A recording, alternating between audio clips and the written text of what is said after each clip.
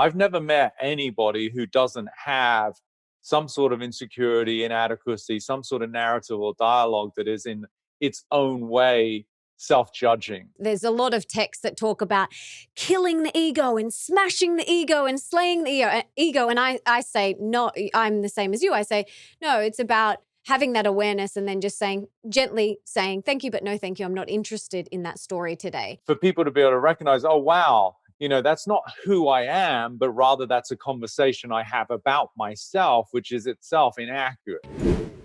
Especially with what is going on in the world right now. So many people are wanting that certainty and wanting to know what's next and to control the outcome in every area of our life. And what your realization was is, I don't know.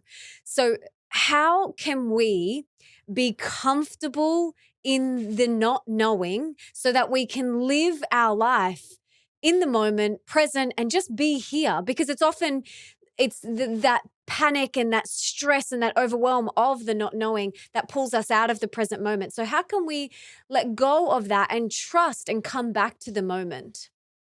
It's a great question. And I would say it's not so much that people want to know what's going to happen. That's the symptom. That's the illusion. That's how it presents, right? What people actually want is security, reassurance. They want to feel safe.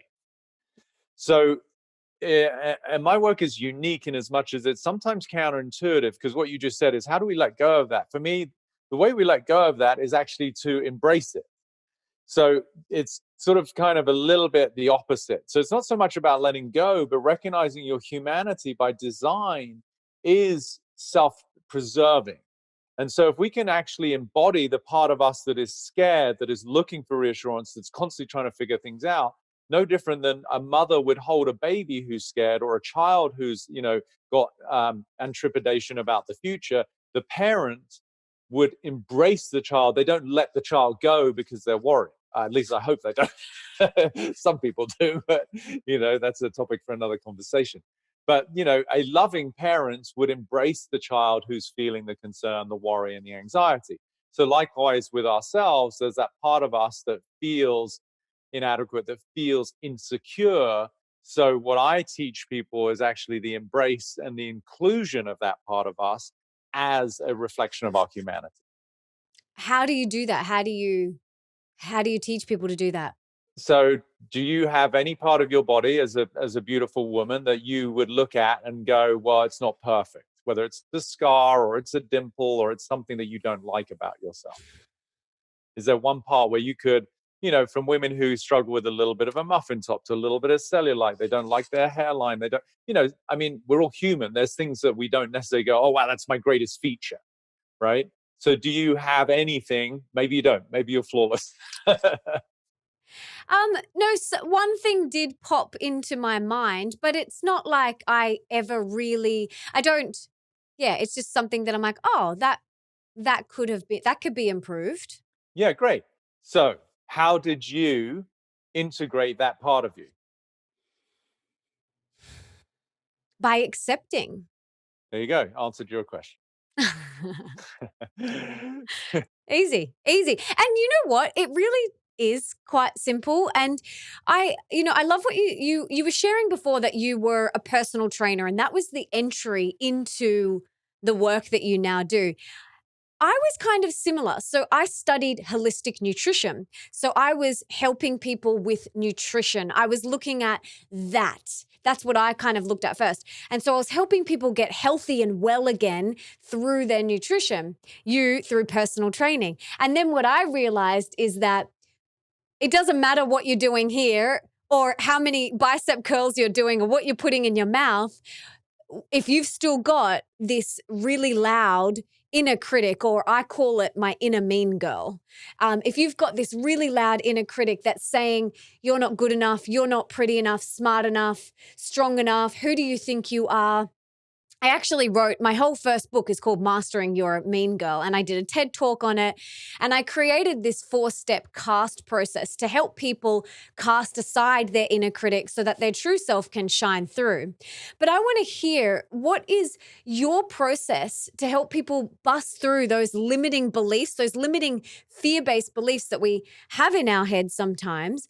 How do you help people rewire their brain so that those limiting beliefs aren't the default? What's your process, and what do you teach people?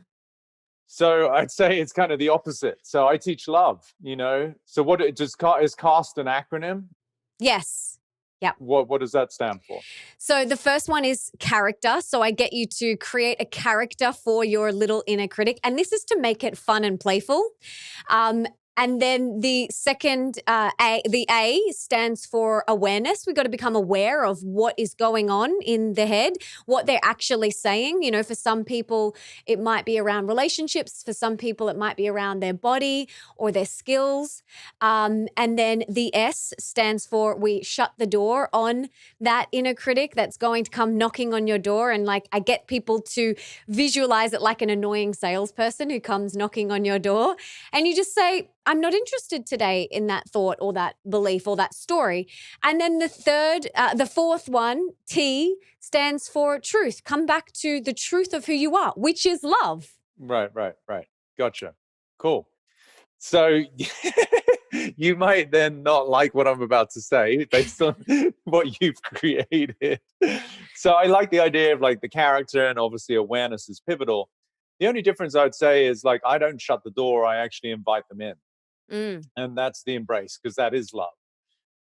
Otherwise, so similar to what you were saying about the part of you that, okay, it's not such a big issue. It's not, your favorite part of you, whatever it is, your physical quality, characteristic, but it's also like not something that really bugs you.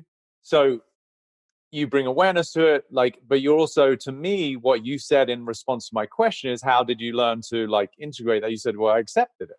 So that's where I would just say my process is a little different, or you could say a lot different, but it's like embracing that's our humanity. You know, I've never met anybody who doesn't have some sort of insecurity, inadequacy, some sort of narrative or dialogue that is in its own way self-judging. And so people have all sorts of different methods. People try to get rid of the ego, or they want to kill the ego, or let go of the ego. And for me, it's like, it's part of your humanity. It's not something necessarily that needs to be let go of, because to me, it's just the voice of somebody who's actually asking to be heard. Mm. Yeah, I know. And there are a lot of, I say the same thing there's a lot of texts that talk about killing the ego and smashing the ego and slaying the ego. And I say, no, I'm the same as you. I say, no, it's about having that awareness and then just gently saying, thank you, but no, thank you. I'm not interested in that story today. But I love, I love how you accept it. But some people can't get to that place straight away. And so that's why I like the visual for them to just go, thank you, but no, thank you. I'm closing that door and I'm going to come back to my truth. So you mentioned judging, and this is a big topic. I feel like some people and a lot of women I work with, they are so judgmental of themselves as and of other people. How do you help people move through that self-judgment? In the same by the same token of recognizing that's just part of their humanity, it's default programming, it's just conditioning, and there's going to be certain moments in their childhood where this narrative, these conversations, these dialogues got initiated because sister got a little more attention, brother was smarter, brother was a better athlete, mom didn't seem to give me that much attention, dad was always at work, whatever it is that people experience, that then was just purely the catalyst to turn on this sort of identity about oneself, where, as you said, I'm not enough. Let's just take that as a form of self-judgment, which is obviously very commonplace. So for people to be able to recognize, oh, wow, that's not who I am, but rather that's a conversation I have about myself, which is itself inaccurate. So I again bring awareness. It's okay. Everybody's got their own sort of inner critic, to use your term, and to recognize the falsehood of that conversation. allow its presence, but recognize the pretense. It's not a truth about who you are. So judgment as an energy it belongs to that aspect of ourselves that by design is sort of self-derogatory. And so once you incorporate that as just part of who I am, then to me, the judgment just falls away because, oh, that's just an aspect of me. It's not who I am. And so that's that distinction, which is subtle, but immensely profound to recognize, okay, well, my humanity, which is founded in these beliefs of inadequacy, is part of me, but it's not all of me. Exactly. So it's an Exactly. integration, you know. So the judgment, that's fine. I even in my mind, I've done this for 3 decades. I can still hear occasionally like judgments. It's not so much of myself, maybe. You know, if I love to play sports, and if I'm not playing my tennis so well, or, you know, it's like I could hear the voice, but that doesn't actually do anything for reality other than probably cascade into a few moments where I'm not actually performing as well because I'm too busy berating myself, right? So for me, it's so short lived. It's just a conversation. It's nothing that I give any more energy than somebody who might on the street just do something dumb. You know, it's like what do I care? It's like, it's just the nature of life. I've become so big in my bandwidth that I make space for even the own conversations that I can have within my own skull. I go, oh, it's okay. It's just, you know, it's cute. Like feeling bad about yourself. It's okay. Now, what do you want to focus on?